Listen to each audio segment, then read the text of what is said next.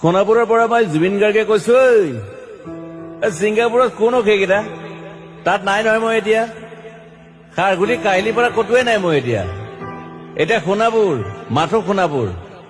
সোণাপুৰে মোৰ শেষ ঘৰ, শেষ মঞ্চ। এতিয়াৰ পৰা গান নাগাওঁ আৰু মই মাথো শুনিম।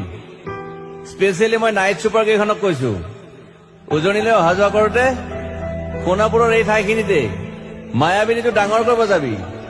ৰৈ থাকিম উজাগৰি ৰাতিৰ বুকুত। মই আগতেও কৈছিলো আৰু এতিয়াও কৈছো, মোৰ কোনো জাতি নাই, মোৰ কোনো ধৰ্ম নাই। সৰু সজাত দেখুৱাই দিলো কোন অহা নাই তাত।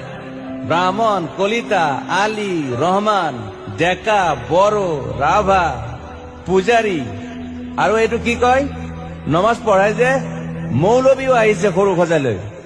I love people, I love man. সেইবাবে মুখ্যমন্ত্ৰী হিমন্ত দাকো কৈছো, মই বিৰোধী দলকো কৈছো, লুৰি নকিল সকলোকে কৈছো, পলিটিক্স নকৰিবা বন্ধু। মই সৰু সজাইৰ মানুহৰ অসমখন বিচাৰিছিলো। চাই থাকিম সোণাপুৰৰ পৰা। খেলি মেলি হলে কষ্ট পাম, উভতিও আহিব নোৱাৰিম। যোৰহাটৰ মানুহখিনিয়ে কষ্ট পাইছে বুলি শুনিছো। মোৰো যাবৰ মন আছিল। প্ৰিয় ঠাই, দেউতাৰ ঠাই। উপায় নাই, পলম হলে শৰীৰটোৱে কষ্ট পায়। বাকী গৰিমা আৰু দেউতাই গুৱাহাটীতে থকাটো বিচাৰিলে। একো নাই, গুৱাহাটীলৈ আহিলে মাত দি যাব। সোণাপুৰতে থাকিম। আৰু এটা কথা, যোৰহাটত প্ৰতিমূৰ্তি এটা হব বুলি শুনিছো। গুচি যাম কেতিয়াবা। কেণ্টা কাকো খাতিৰ নকৰো। মায়াবিনী ৰাতি ধুমুহাৰ সতে। মাজুলীবাসীয়ে দুখ নকৰিব দেই। মনত পৰিলে গাই দিব মাজুলীৰ এজনী ছোৱালী।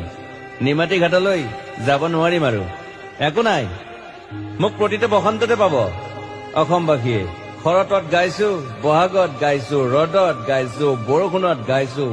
দুখৰ গান, সুখৰ গান, শিশু, মুক্তি, মায়া, অনামিকা।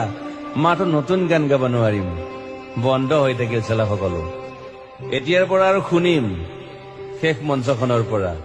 সোণাপুৰেৰে পাৰ হৈ গলে গাই যাব কেতিয়াবা ধুমুহাৰ